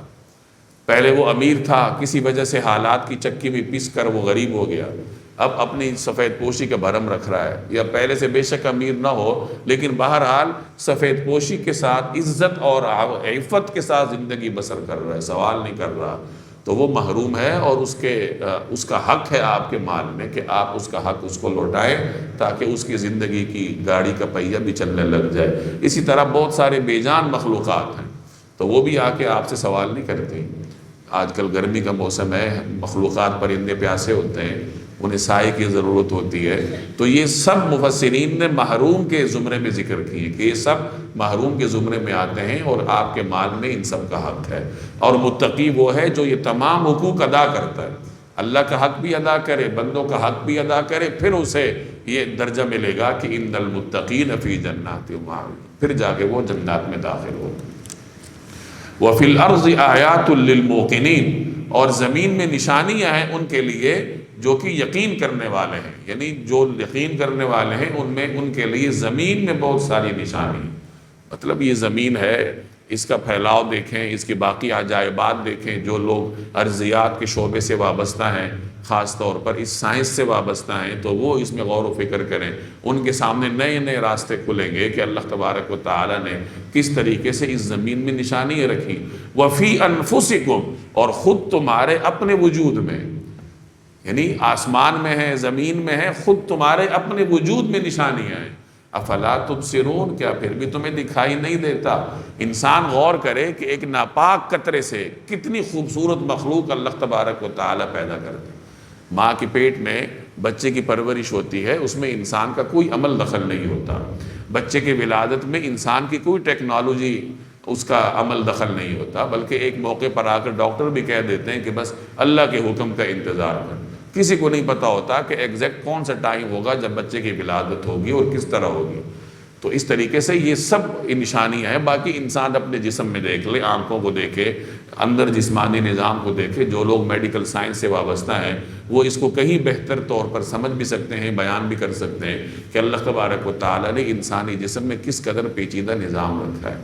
دور حاضر میں بھی کئی ایسے بڑے بڑے مایہ ناز ڈاکٹر محض انسانی جسم کی پیچیدگی کو دیکھ کر الحاد سے توبہ طائب ہوئے۔ ایک بہت بڑے ڈاکٹر تھے، میرے ذہن سے نام نکل گیا، انہوں نے الحاد چھوڑا لیکن وہ عیسائیت میں چلے گئے۔ یعنی بہرحال وہ اتنی بات مان گئے کہ یہ جو انسان کا پیچیدہ نظام ہے یہ بغیر کسی بنانے والے کے نہیں بنا۔ پھر چونکہ عیسائیت کا غلبہ تھا ان کے ہاں، تو الحاد چھوڑ کے وہ عیسائی مذہب میں چلے گئے۔ بہت سارے لوگ مسلمان بھی ہوئے۔ ڈاکٹر مورس بکائے، یہ قدیم زمان شاہ فیصل مرحوم کے زمانے میں تھے، یہ غالباً فرانس کے رہنے والے تھے اور بہت بڑے سرجن تھے، تو یہ بھی مسلمان ہوئے تھے اسی طریقے سے قرآن کریم کی ان آیات کا مطالعہ کر کے، اور انہوں نے پھر ان آیات کی تفصیل میں باقاعدہ کتاب بھی لکھی جو عالمی شہرت رکھتی ہے۔ تو اس طرح بہت سارے لوگ جو میڈیکل سائنس سے وابستہ ہیں وہ انسانی جسم کے اندرونی پیچیدہ نظام کو دیکھ کر ہی الحاد سے توبہ طائب ہوئے، اور اللہ جل جلالہ کو ماننے پر مجبور ہو گئے کہ یہ اتنا پیچیدہ نظام خود سے نہیں بن سکتا، یہ کسی بنانے والے نے بنایا ہے۔ اس طرف اللہ تعالیٰ اشارہ کر رہا ہے وَفِي أَنفُسِكُمْ، اور خود تمہارے اپنے وجود میں بے شمار نشانیاں ہیں۔ افلا تبصرون، کیا پھر بھی تمہیں سجائی نہیں دیتا، دکھائی نہیں دیتا؟ وَفِي السَّمَاءِ رِزْقُكُمْ وَمَا تُوعَدُونَ، اور آسمان ہی میں تمہارا رزق بھی ہے اور وہ چیز بھی جس کا تم سے وعدہ کیا جا رہا ہے۔ یعنی آسمان میں اللہ تبارک و تعالیٰ نے تمہارا رزق بھی رکھا ہوا ہے، اسی طریقے سے آسمانی فیصلوں کے ذریعے قیامت بھی وجود میں آئے گی جس کا تم سے وعدہ کیا جا رہا ہے۔ فَوَرَبِّ السَّمَاءِ وَالْأَرْضِ، لہذا آسمان اور زمین کی پروردگار کی قسم، إِنَّهُ لَحَقٌّ، یہ بات یقیناً سچی ہے، مِثْلَ مَا أَنَّكُمْ تَنْطِقُونَ، ایسی ہی سچی ہے جیسے یہ بات کہ تم بولتے ہو۔ انسان بولتا ہے تو جیسے انسان کو اپنے بولنے پر یقین ہے کہ یہ میں بول رہا ہوں، میرے الفاظ ہیں، اللہ کہہ رہے ایسی ہی قیامت بھی یقینی ہے۔ اب دیکھیں یہاں جگہ جگہ قسم کھا کر انسان کو یقین دلایا جا رہا ہے کہ دیکھو قیامت سچی ہے، اس نے واقعتاً آنا ہے۔ بولنا انسان کے بہت سارے اوصاف میں سے ایک امتیازی صفت ہے جس میں بہت ساری طاقتیں انوالو ہوتی ہیں۔ جب انسان بولتا ہے تو پہلے اس کا شعور کام کرتا ہے، شعور کے بعد اس کا ارادہ کام کرتا ہے، ارادے کے بعد پھر اس کے جو بولنے کی طاقتیں ہیں، اس کے اعصاب ہیں، اس کا حلق ہے، اس کی زبان ہے، اس کے دانت ہیں، یہ تمام مل کر پھر الفاظ کو ترتیب دیتے ہیں، پھر انسان کے منہ سے الفاظ نکلتے ہیں۔ یہی وجہ ہے کہ انسان کا دیگر مخلوقات سے امتیاز ہی بولنے کا ہے۔ دیگر امتیازات بھی ہیں لیکن اس میں ایک ممتاز امتیاز بولنے کا ہے۔ تو اللہ تعالیٰ نے یہاں اسی قوت نطق کو مثال بنایا کہ جیسے تم بولتے ہو اور تمہیں یقین ہے کہ یہ میں ہی بول رہا ہوں، میرے الفاظ ہیں، اسی طریقے سے تمہیں یہ بھی یقین ہونا چاہیے کہ قیامت برحق ہے اور قیامت نے آنا ہے۔ اب آگے اللہ تعالیٰ کچھ تاریخی واقعات کی طرف اشارہ کر رہا ہے۔ مختلف انبیاء علیہ السلام کے واقعات ہیں جو پیچھے آپ تفصیل سے پڑھ کے آئیں۔ پہلے ابراہیم علیہ السلام کا واقعہ آپ نے پڑھا ہے کہ ابراہیم علیہ السلام کے بھتیجے تھے لوط علیہ السلام، وہ شرق اردن میں تھے، ابراہیم علیہ السلام فلسطین میں تھے، ان کو وہاں مبعوث کیا گیا تھا، ابراہیم علیہ السلام یہاں دعوت کا کام کر رہے تھے۔ حضرت ابراہیم علیہ السلام کے ہاں اولاد نہیں تھی، اللہ نے پہلے ایک بیٹا دیا اسماعیل علیہ السلام، اور اس کے کوئی غالباً 10-15 سال کے بعد اللہ تبارک و تعالیٰ نے دوسرا بیٹا دیا۔ اب یہ اس زمانے کی بات ہے جب اسماعیل علیہ السلام تو پیدا ہو چکے تھے حضرت ہاجرہ سے، حضرت سارہ جو ابراہیم علیہ السلام کی پہلی بیوی ہیں ان سے کوئی اولاد نہیں تھی۔ تو ابراہیم علیہ السلام اور ادھر صورتحال یہ تھی کہ شرق اردن میں صدوم کی بستی میں، یہاں 4-5-6 بستیاں تھیں جس میں کوئی 6 لاکھ کے قریب انسان رہتے تھے۔ ہم جنس پرستی کے مرض کے شکار تھے۔ لوط علیہ السلام نے بڑا سمجھایا، باز نہ آئے، اللہ تعالیٰ نے ان پر عذاب بھیجنے کا فیصلہ کیا۔ اب 3 فرشتوں کو بھیجا گیا، حضرت جبرائیل، میکائیل، اسرافیل۔ یہ انسانی شکل میں پہلے ابراہیم علیہ السلام کے پاس آئے، مقصد انہیں بیٹے کی بشارت دینا تھا کہ اللہ آپ کو بیٹا دے گا، ایک بیٹا تو ہو چکا ہے، اللہ دوسرا بیٹا بھی دے گا۔ اور اس بشارت کے بعد انہوں نے آگے جانا تھا اردن کی طرف، لوط علیہ السلام کی قوم کی بستی کی طرف، ان کے اوپر عذاب نازل کرنا تھا۔ تو انسانی شکل میں پہلے ابراہیم علیہ السلام کے پاس آئے۔ اب انسانی شکل میں تھے، ابراہیم علیہ السلام نے سمجھا مہمان ہے، تو چونکہ بڑے مہمان نواز تھے تو وہ فوری طور پر اندر گئے اور ایک موٹا تازہ بچڑا بھون کے فوراً مہمانوں کے سامنے لے آئے اور ان کو کہا کہ کھائیے۔ وہ تو فرشتے تھے، فرشتے تو کھانے پینے سے پاک ہوتے ہیں، انہوں نے ہاتھ نہ بڑھایا۔ اس زمانے میں قبائلی کلچر تھا، قبائلی کلچر میں اگر مہمان میزبان کا کھانا نہ کھائے تو یہ میزبان کے لیے خطرے کی علامت ہوتی کہ یہ آدمی مجھے نقصان پہنچائے گا۔ قبائلی لوگوں میں غیرت ہوتی تھی، جس کا نمک کھاتے تھے اسے نقصان نہیں پہنچاتے تھے، جس کو نقصان پہنچانا ہوتا تھا اس کا نمک نہیں کھاتے تھے۔ تو جب انہوں نے کھانا نہیں کھایا تو ابراہیم علیہ السلام کو اندیشہ پیدا ہوا کہ یہ کہیں دشمن تو نہیں ہے۔ بعض حضرات فرماتے ہیں کہ ابراہیم علیہ السلام پہچان گئے کہ یہ فرشتے ہیں، تو انہیں اندیشہ ہوا کہ یہ جب نہیں کھا رہے تو فرشتے ہیں، اور جب فرشتے ہیں تو اس کا مطلب یہ ہے کہ یہ کوئی سخت پیغام لے کر آئے، کہیں قوم پہ عذاب کا پیغام تو نہیں لے کر آئے۔ تو بہرحال انہیں اندیشہ پیدا ہوا۔ پھر فرشتوں نے انہیں تسلی دی کہ آپ کو غم کرنے کی ضرورت نہیں ہے، ہم اللہ کی طرف سے بھیجے ہوئے ہیں اور آپ کو بیٹی کی بشارت دے رہے ہیں۔ تو جب انہوں نے یہ کہا تو حضرت سارہ نے سنا، ان کی اہلیہ وہ 90 برس کی تھی، ابراہیم علیہ السلام 100 برس کے تھے۔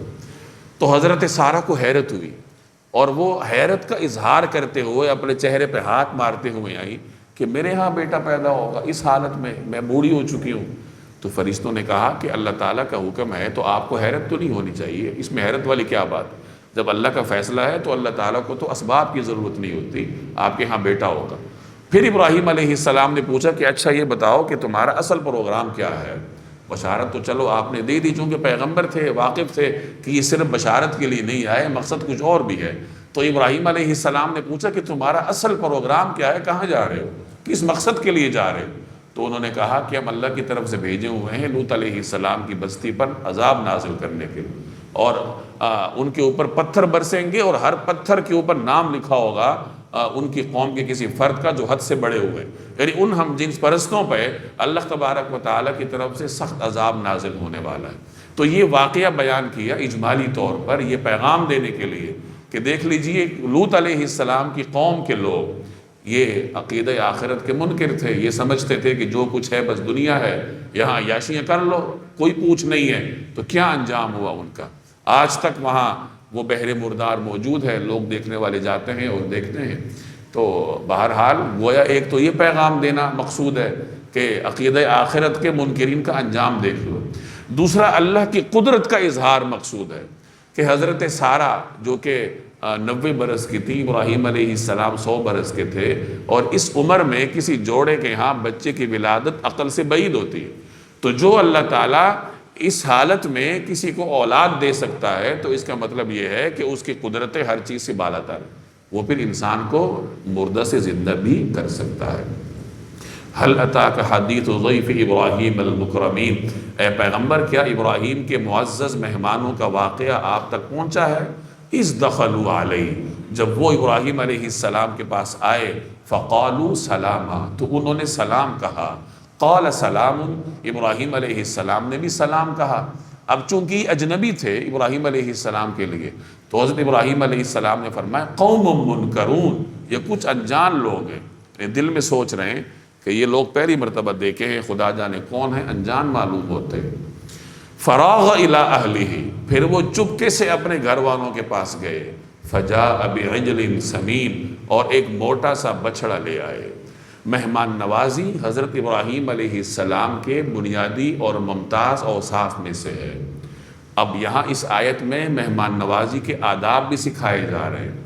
فرمایا ابراہیم علیہ السلام مہمانوں کو دیکھتے ہی چپکے سے گھر تشریف لے گئے۔ مہمانوں کے سامنے اظہار نہیں کیا کہ میں تمہارے لیے کھانا لا رہا ہوں، کہ تم کیا کھانا پسند کرو گے۔ کیوں؟ اس لیے کہ بسا اوقات جب میزبان اس کا اظہار کرتا ہے تو مہمان کے اوپر بوجھ ہو جاتا ہے کہ یہ میری وجہ سے تکلف کر رہا ہے۔ تو اگر کھانے کا وقت ہے تو میزبان چپکے سے جا کے جو موجود ہے وہ خاموشی سے لا کے مہمان کے سامنے رکھ دے۔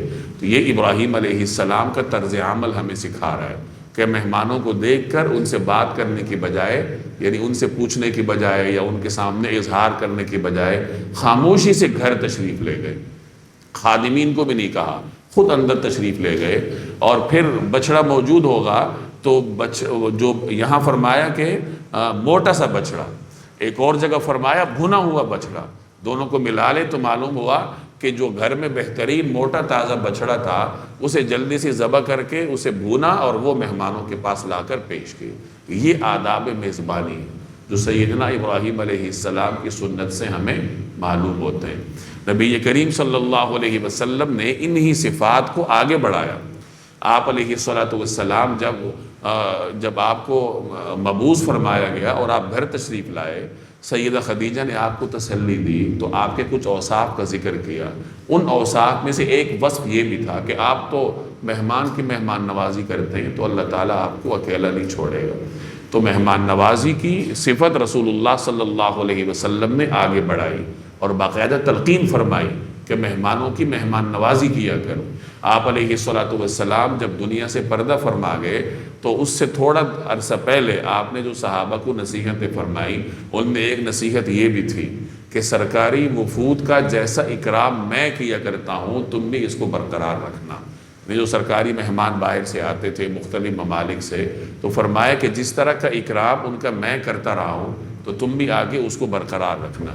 تو بہرحال مہمان نوازی یہ مسلمان کا بنیادی وصف ہے، اور یہ مہمان نوازی ایک مسلمان کا حق، اللہ کا حکم سمجھ کر کرنی چاہیے۔ ہمارے ہاں مہمان میں فرق کیا جاتا ہے۔ مہمان کا اکرام مسلمان کا حق سمجھ کے نہیں کیا جاتا، اپنے مفادات کے چشمے سے دیکھ کر فیصلہ کیا جاتا ہے۔ کسی مہمان کے ساتھ آپ کا کوئی بڑا مفاد وابستہ ہے، آپ اس کے لیے بہت اہتمام کریں گے۔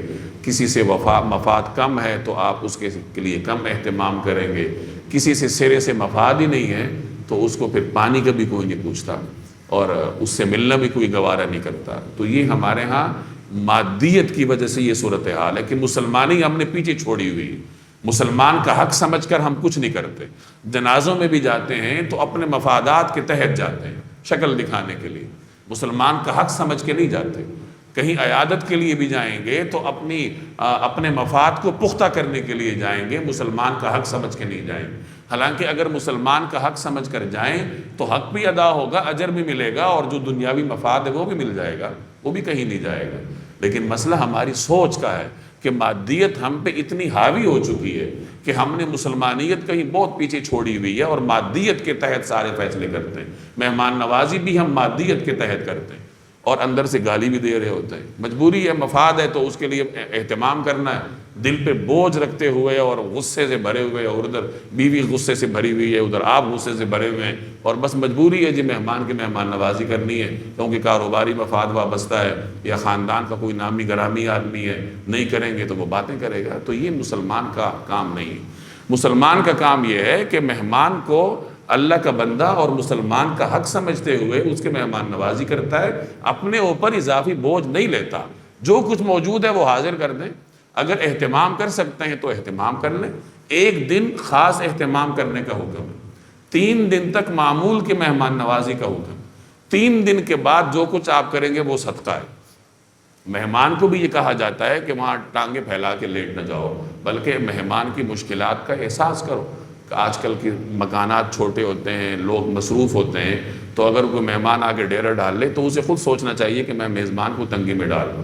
تو میزبان ہر قسم کے تکلفات سے بالا تر ہو کے اس کو اللہ کا بندہ اور ایک مسلمان اور مسلمان کا حق سمجھتے ہوئے جو کچھ اس سے ہو سکتا ہے اس کی خدمت کرے۔ اچھا دے سکتا ہے تو اچھا کھلائے، اچھا موجود نہیں ہے تو جو کچھ ہے وہ لا کے پیش کر دے۔ تو ابراہیم علیہ السلام خاموشی سے تشریف لے گئے اور لا کر جو گھر میں موجود تھا بچڑا وہ بھون کے ان کے سامنے پیش کر دیا۔ فَقَرَّبَهُ إِلَيْهِمْ، اسے ان مہمانوں کے سامنے رکھا۔ اب مہمان تو ہاتھ نہیں بڑھا رہے تھے، وہ تو فرشتے تھے، کھانے پینے سے پاک تھے۔ قَالَ، تو ابراہیم علیہ السلام فرمانے لگے، أَلَا تَأْكُلُونَ، کیا آپ کھاتے نہیں ہیں؟ فَأَوْجَسَ مِنْهُمْ خِیفَةً، اس سے ابراہیم علیہ السلام نے ان کی طرف سے اپنے دل میں اندیشہ محسوس کیا۔ قَالُوا لَا تَخَفْ، تو انہوں نے کہا کہ اندیشہ مت کیجئے، ڈریے مت۔ وَبَشَّرُوهُ بِغُلَامٍ عَلِيمٍ، اور انہیں ایک لڑکے کی خوشخبری دی جو بڑا عالم ہوگا۔ اب یہ بیوی نے سن لیا کہ اس طرح بیٹا پیدا ہوگا۔ فَأَقْبَلَتِ امْرَأَتُهُ فِي صَرَّةٍ، اس پر ان کی بیوی زور سے بولتی ہوئی آئیں، حیرت کا اظہار ہو رہا ہے۔ فَصَكَّتْ وَجْهَهَا، اور انہوں نے اپنا چہرہ پیٹ لیا، یعنی یہ حیرت کا اظہار ہے۔ وَقَالَتْ عَجُوزٌ عَقِيمٌ، اور کہنے لگی ایک بانجھ بڑھیا، یعنی کیا ایک بانجھ بڑھیا بھی بچہ جنے گی؟ کتنی حیرت کی بات ہے۔ قَالُوا كَذَلِكَ، مہمانوں نے کہا کہ ایسا ہی ہے۔ قَالَ رَبُّكَ، آپ کے رب نے ایسا ہی فرمایا۔ إِنَّهُ هُوَ الْحَكِيمُ الْعَلِيمُ، یقین جانو وہی ہے جو بڑی حکمت کا، بڑے علم کا مالک، یعنی اسے معلوم ہے کہ کس کو کب اولاد دینی ہے، کس کی حکمت کیا ہے۔ تو وہ آپ کو 100 برس کی عمر میں اولاد دے رہے، اللہ تبارک و تعالیٰ کی قدرت ہے۔ ابراہیم علیہ السلام کا خاندان وہ واحد خاندان ہے پوری انسانیت کا، جس میں مسلسل 3-4 نسلوں میں مسلسل اللہ نے انبیاء بھیجے۔ ابراہیم نبی تھے، ان کے بیٹوں میں سے 2 بیٹے نبی تھے، اسحاق اور اسماعیل۔ آگے حضرت اسحاق کے بیٹے حضرت یعقوب نبی تھے، حضرت یعقوب کے بیٹے حضرت یوسف نبی تھے۔ تو 4 نسلوں میں مسلسل اللہ نے 5 انبیاء بھیجے۔ یہ ابراہیم علیہ السلام کا امتیاز ہے، اور اس کے بعد بھی ان کی اولاد میں سے مسلسل سلسلہ جاری رہا۔ اسحاق علیہ السلام کی اولاد میں بنی اسرائیل کے انبیاء آئے، اسماعیل علیہ السلام کی اولاد میں جناب رسول اللہ صلی اللہ علیہ وسلم تشریف لائے۔ تو یہاں یہ واقعہ بیان کیا جا رہا ہے اللہ کی قدرت کا اظہار کرنے کے لیے۔ اب یہ تو بشارت ہو گئی، لیکن ابراہیم علیہ السلام نے اپنی پیغمبرانہ فراست سے جان لیا کہ ان کا اصل مقصد کچھ اور ہے۔ یہ جو فرشتے کسی مہم پر ہیں، وہ مہم کیا ہے؟ قال، ابراہیم نے کہا، فما خطبکم، کس مہم پر ہو تم ایھا المرسلون، اے اللہ کے بھیجے ہوئے فرشتوں، یعنی تمہارا اصل مقصد کیا ہے، کس پروگرام کو لے کے جا رہے ہو؟ قالوا انا ارسلنا الی قوم مجرمین، انہوں نے کہا ہمیں کچھ مجرم لوگوں کے پاس بھیجا جا رہا ہے۔ لنرسل علیہم حجارۃ من طین، تاکہ ہم ان پر پکی مٹی کے پتھر برسائیں، مسومۃ عند ربک، کہ تمہارے پروردگار کے پاس سے خاص نشان بھی لگا ہوا ہوگا، للمسرفین، حد سے گزرے ہوئے لوگوں کے لیے، یعنی ان پتھروں پر حد سے گزرے ہوئے لوگوں کے لیے اللہ کی جانب سے خاص نشان بھی لگا ہوگا کہ یہ پتھر کس کو لگے گا۔ فَأَخْرَجْنَا مَنْ كَانَ فِيهَا مِنَ الْمُؤْمِنِينَ، پھر ہوا یہ کہ اس بستی میں جو کوئی مومن تھا اس کو ہم نے وہاں سے نکال لی۔ یہی اللہ کی سنت ہے کہ ایک بستی میں مومنین کو اللہ تعالیٰ بحفاظت نکال لیتا ہے اور باقی رہنے والوں پر عذاب نازل ہو جاتا ہے۔ فما وجدنا فیہا غیر بیت من المسلمین، اور اس میں ایک گھر کے سوا ہم نے کسی اور گھر کو مومن نہیں پایا، یعنی پوری بستی میں ایک ہی مومن گھر تھا، وہ خود لوط علیہ السلام کا گھر تھا، کہ لوط علیہ السلام اور ان کی صاحبزادیاں مومن تھیں، تو صرف یہ ایک گھر تھا جو مومن تھا۔ تو اللہ تعالیٰ نے ان کو بحفاظت نکال لیا اور باقی پوری قوم پہ اللہ تبارک و تعالیٰ نے عذاب نازل کی۔ وَتَرَكْنَا فِيهَا آیَةً، اور ہم نے اس بستی میں عبرت کی ایک نشانی چھوڑی، لِلَّذِينَ يَخَافُونَ الْعَذَابَ الْأَلِيمَ، ان لوگوں کے لیے جو دردناک عذاب سے ڈرتے ہیں۔ وہ نشانی کیا ہے؟ وہ بحر مردار ہے، بحر میت۔ آج بھی وہاں پر پانی موجود ہے اس حالت میں کہ وہاں کوئی جاندار نہیں رہ سکتا، اور ماہرین ارضیات کی تحقیق کے مطابق اس کے ایک حصے میں ایسا معلوم ہوتا ہے کہ یہاں کوئی بستی دھنسی ہوئی ہے، انہیں اسی پانی کے نیچے کوئی بہت بڑا قبرستان ملا ہے جس میں 20,000 قبریں ہیں۔ تو اسی قبرستان کو بنیاد بنا کر یہ قیاس آرائیاں کی جا رہی ہیں کہ یہاں کسی زمانے میں کوئی عظیم الشان بستی تھی، اور اس بستی کے دھنسنے کی علامات بھی ہیں۔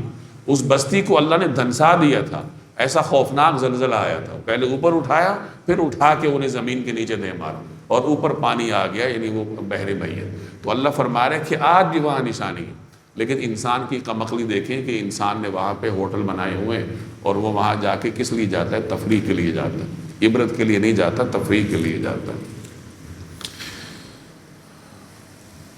یہ تو لوط علیہ السلام کا واقعہ تھا۔ اب آگے موسیٰ علیہ السلام کا واقعہ، وفی موسیٰ، اور موسیٰ کے واقعے میں بھی، یعنی موسیٰ کے واقعے میں بھی ایسی نشانی، اذ ارسلناہ الی فرعون، جب ہم نے انہیں فرعون کے پاس بھیجا، بسلطان مبین، کھلی ہوئی دلیل کے ساتھ، فتولی برکنہ، تو فرعون نے اپنی قوت بازو کے بل پر منہ موڑا، یعنی وہ اپنی قوت کے نشے میں آیا، وقال، اور کہا، ساحر او مجنون، یہ جادوگر ہے یا دیوانہ ہے، موسیٰ علیہ السلام کے بارے میں کہنے لگا۔ فاخذناہ، چنانچہ ہم نے اسے پکڑ لیا، اللہ کہہ رہے کہ ہم نے پکڑ لیا فرعون کو، وجنودہ، اور اس کے لشکر کو بھی، فنبذناہم فی الیم، اور سب کو سمندر میں پھینک دیا، وہو ملیم، اور وہ تھا ہی ملامت کے لائق۔ فرعون کے اوپر کوئی رونے والا نہیں تھا، کوئی افسوس کرنے والا نہیں تھا کہ بڑا افسوس ہوا فرعون مر گیا، کسی نے غم نہیں منایا، سارے اس کے ساتھ مر گئے، اور پیچھے کے جو لوگ تھے انہوں نے سکھ کا سانس لیا، بنی اسرائیل نے۔ تو یہاں فرعون کا ذکر ہے، اور یہ پیغام دیا جا رہا ہے کہ عقیدہ آخرت کا منکر، وہ فرعون جیسا طاقتور ہو، قوم لوط جیسا عیاش ہو، وہ کوئی بھی ہو، وہ اللہ تبارک و تعالیٰ کے عذاب سے بچ نہیں سکتا۔ وفی عاد، نیز قوم عاد میں بھی، یعنی ان میں بھی ایسی نشانی تھی، اذ ارسلنا علیہم الریح العقیم، جب ہم نے ان پر ایک ایسی آندھی بھیجی جو ہر بہتری سے بانجھ تھی۔ عقیم کہتے ہیں بانجھ عورت کو، یہاں اللہ نے ہوا کے لیے عقیم کا لفظ استعمال کیا، یعنی وہ ہوا ہر قسم کی خیر سے خالی تھی۔ ہوا جب خوشگوار ہوتی ہے تو وہ زندگی کا سبب بنتی ہے، وہ ایسی ہوا تھی جو کہ 8 دن اور 7 راتیں ان پہ چلتی رہی، جس نے انہیں پیس کر رکھ دیا، ہر چیز کا کچومر نکال دی۔ تو یہاں اس کا ذکر ہے، ما تذر من شیء اتت علیہ، وہ جس چیز پر بھی گزرتی اسے ایسا کر چھوڑتی، الا جعلتہ کالرمیم، جیسے وہ گل کر چورا چورا ہو گئی ہو، یعنی جس چیز پر بھی گزرتی تھی تو اسے ایسے کر دیتی جیسے وہ چورا چورا ہو گئی ہو، یعنی ایسی بانجھ قسم کی گرم ہوا تھی۔ وفی سمود، اور قوم سمود میں بھی ایسی نشانیاں تھی، اذ قیل لہم، جب ان سے کہا گیا، تمتعوا حتی حین، تھوڑے وقت تک مزے اڑا لو، فعتوا عن امر ربہم، اس پر بھی انہوں نے اپنے پروردگار کا حکم ماننے سے سرکشی اختیار کی، فاخذتہم الصاعقہ، تو انہیں کڑکے نے آ پکڑا، وہم ینظرون، اور وہ دیکھتے رہ گئے، فما استطاعوا من قیام، نتیجہ یہ کہ نہ تو ان میں یہ سکت رہی کہ کھڑے ہو سکیں، وما كانوا منتصرین، اور نہ وہ اس قابل تھے کہ اپنا بچاؤ کرتے۔ قوم سمود یہ بھی عرب کی بڑی نامور قوم تھی جو شمالی عرب میں تھی، اور بارہا اس کا ذکر پیچھے آپ پڑھتے آئے ہیں۔ صحابہ کرام جب تبوک کے لیے جا رہے تھے تو قوم سمود کی بستیوں سے گزرے تھے، تو یہاں ان کا ذکر ہو رہا ہے کہ وہ بھی بڑے ڈیل ڈول کے مالک تھے، اپنے زمانے کے بہترین انجینئر تھے، لیکن قوم جب انہوں نے آخرت کا انکار کیا تو ان کا علم، ان کا فن، ان کا ڈیل ڈول انہیں اللہ کے عذاب سے نہ بچا سکا۔ وقوم نوح من قبل، اور اس سے بھی پہلے نوح علیہ السلام کی قوم کو، ان کو بھی ہم نے پکڑا تھا، نوح علیہ السلام کی قوم کو، انہم کانوا قوما فاسقین، یقین مانو وہ بڑے نافرمان لوگ تھے۔ یہ 6 اقوام کا ذکر اللہ تبارک و تعالی نے کیا، ابراہیم علیہ السلام کی قوم کا، لوط علیہ السلام کی قوم کا، پھر موسیٰ علیہ السلام کی قوم کا، ہود علیہ السلام، صالح علیہ السلام، اور حضرت نوح علیہ السلام کی قوم۔ ان تمام اقوام کا اجمالی ذکر کر کے یہ پیغام دیا جا رہا ہے کہ تاریخ کی یہ سب اقوام عقیدہ آخرت کے منکر تھے، دیکھ لو ان کا انجام کیا ہو۔ تو آدمی تاریخ سے ہی سبق سیکھ لے کہ جن لوگوں کا برا انجام ہوا تو انسان ان کی حرکتیں نہ دہرائے، تاکہ تاریخ اپنے آپ کو نہ دہرائے۔ اب آخری رکوع میں پھر اللہ تبارک و تعالیٰ کی نشانیوں کا بیان، وَالسَّمَاءَ بَنَيْنَاهَا بِأَيْدٍ، اور آسمان کو ہم نے قوت سے بنایا ہے، وَإِنَّا لَمُوسِعُونَ، اور ہم یقیناً وسعت پیدا کرنے والے ہیں، یعنی ان آسمانوں میں اللہ تبارک و تعالیٰ نے وسعتیں پیدا کی۔ وَالْأَرْضَ فَرَشْنَاهَا، اور زمین کو ہم نے فرش بنایا، فَنِعْمَ الْمَاهِدُونَ، چنانچہ ہم کیا خوب بچھانے والے ہیں۔ وَمِن كُلِّ شَيْءٍ خَلَقْنَا زَوْجَيْنِ، اور ہر چیز کے ہم نے جوڑے پیدا کیے ہیں، لَعَلَّكُمْ تَذَكَّرُونَ، تاکہ تم نصیحت حاصل کرو۔ ہر چیز کا مد مقابل موجود ہے، مرد کا عورت ہے، اسی طرح مادی میں بھی موجود ہے کہ مختلف چیزوں کو اللہ تبارک و تعالیٰ نے جوڑوں کی شکل میں پیدا کیا، نور کے مقابلے میں ظلمت ہے، اسی طرح دنیا کا بھی جوڑا موجود ہے، وہ آخرت ہے، دنیا کے مقابلے میں آخرت۔ فَفِرُّوا إِلَى اللَّهِ، لہٰذا اللہ تبارک و تعالیٰ کی طرف دوڑو، یعنی جائے پناہ اللہ کے پاس ہے، اللہ کی طرف دوڑو۔ انی لکم منہ نذیر مبین، میں یقین جانو میں اس کی طرف سے تمہارے لیے صاف صاف خبردار کرنے والا بن کر آیا ہوں، میں تمہیں خبردار کر رہا ہوں کہ باز آ جاؤ۔ ولا تجعلوا مع اللہ الہا آخر، اور اللہ کے ساتھ کوئی اور معبود نہ بناؤ۔ انی لکم منہ نذیر مبین، یقین جانو میں اس کی طرف سے تمہارے لیے صاف صاف خبردار کرنے والا بن کر آیا ہوں، نذیر ہوں۔ كذلك ما أتى الذين من قبلهم من رسول إلا قالوا ساحر أو مجنون، اس طرح ان سے پہلے جو لوگ تھے ان کے پاس بھی کوئی پیغمبر ایسا نہیں آیا جس کے بارے میں انہوں نے یہ نہ کہا ہو کہ جادوگر ہے یا دیوانہ ہے۔ یعنی منکرین کا اعتراض ایک جیسا رہا ہے شروع سے لے کے آخر تک، ہر پیغمبر کے مد مقابل آ کر وہ دلیل نہیں دے سکے، پروپیگنڈی ہی کرتے رہے کہ جی یہ دیوانہ ہے، یہ جادوگر ہے۔ اتواصوا بہ، کیا یہ ایک دوسرے کو اس بات کی وصیت کرتے چلے آئے ہیں؟ یہ ایک عقلی استدلال ہے کہ دیکھو ذرا، فرعون بھی کہتا تھا موسیٰ علیہ السلام جادوگر ہیں، قریش بھی کہہ رہے ہیں نبی کریم صلی اللہ علیہ وسلم جادوگر ہے، تو کیا فرعون کی قوم نے قریش کو کوئی وصیت کی تھی یا انہوں نے کوئی ہسٹری لکھی تھی؟ آخر یہ پیغمبر کے جو مخالفین ہیں ہر زمانے میں، یہ جادوگری کیوں کہتے ہیں، یہ مجنون ہی کیوں کہتے ہیں؟ اس کا مطلب یہ ہے کہ ہر زمانے کے منکرین کے پاس دلیل نہیں ہوتی، دلیل سے عاجز ہو کے ان کے پاس کہنے کو یہی بچتا ہے کہ یہ جادوگر ہے، یہ دیوانہ ہے، اور یہ فلاں ہے اور یہ فلاں ہے۔ یعنی ان کے پاس واحد ہتھیار افواہ کا ہے، اور یہ آج بھی یہی صورتحال ہے، آج بھی دین کے مخالفین کے پاس دلیل نہیں ہوتی، بس افواہیں ہیں اور مختلف قسم کے ٹھٹے ہیں جو وہ اڑاتے ہیں۔ بل ہم قوم طاغون، نہیں بلکہ یہ سرکش لوگ ہیں، فتول عنہم، لہٰذا آپ ان سے بے رخی اختیار کیجئے، فما انت بملوم، کیونکہ آپ قابل ملامت نہیں، یعنی یہ اگر دین کی طرف نہیں آتے تو آپ تو اپنا ذمہ داری انجام دے چکے ہیں۔ وذکر، اور نصیحت کرتے رہیے، فإن الذکریٰ تنفع المؤمنین، کیونکہ نصیحت ایمان لانے والوں کو فائدہ دیتی ہے۔ یعنی اگر قوم نہیں بھی مانتی تو داعی نصیحت سے نہیں رکتا، داعی نصیحت کرتا رہے گا، کیونکہ نصیحت سے کسی نہ کسی کو فائدہ ہو ہی جاتا ہے، آج نہ ہو مستقبل میں ہو جائے گا، ان کو نہ ہو ان کی اولادوں کو ہو جائے گا۔ تو داعی نے مستقل مزاجی کے ساتھ اپنا کام کرتے رہنا ہے، نصیحت کرتے رہنا ہے۔ وما خلقت الجن والانس الا لیعبدون، میں نے جنات اور انسانوں کو اس کے سوا کسی اور کام کے لیے پیدا نہیں کیا کہ وہ میری عبادت کریں۔ یعنی انسان اور جنات کی پیدائش کا ایک ہی مقصد ہے، اللہ کی عبادت کریں، پہلے اللہ کی معرفت حاصل کریں، اللہ کی معرفت حاصل کرنے کے بعد اس کی عبادت کریں۔ عبادت یہاں وسیع معنوں میں ہے کہ اللہ کی بندگی اس طرح کریں جیسے اس کا حکم ہے، اس کا حق بھی ادا کریں، اس کے بندوں کا حق بھی ادا کریں، یہ ہے انسان کا مقصد۔ اب یہاں یعنی انسان کو یہ بتایا جا رہا ہے کہ پہلے تم یہ غور کرو کہ تم بغیر کسی مقصد کے نہیں آئے، جب یہ طے ہو گیا کہ تمہارا کوئی مقصد ہوگا تو مقصد اللہ بتائے گا، اور جب مقصد ہے تو اس مقصد کے بارے میں پوچھ بھی ہوگی کہ تم نے وہ مقصد پورا کیا یا نہیں کیا۔ تو مقصد تمہارا کیا ہے؟ عبادت ہے۔ یعنی انسان کا دنیا میں آنے کا مقصد وہ مال کمانا نہیں ہے، وہ ڈاکٹر بننا نہیں ہے، انجینئر بننا نہیں ہے، بلکہ یہ تمام انسانی زندگی کی ضروریات ہیں جو کہ حیوانات کے اندر بھی موجود ہیں۔ حیوانات اور انسانوں میں فرق ہی عبادت کا ہے، اختیاری عبادت کا، ورنہ کھاتے پیتے تو وہ بھی ہیں، یعنی معیشت ہمارے ہاں ہے تو حیوانات کی بھی اپنی ایک معیشت ہے۔ آپ اگر ڈاکٹر بنتے ہیں تو حیوانات بھی تو بیمار ہوتے ہیں، ان کو بھی معلوم ہوتا ہے کہ کس جڑی بوٹی میں کیا علاج ہے، انہوں نے بھی اپنے زخموں کا، اپنی بیماریوں کا اپنی حد تک علاج کرنا ہوتا ہے۔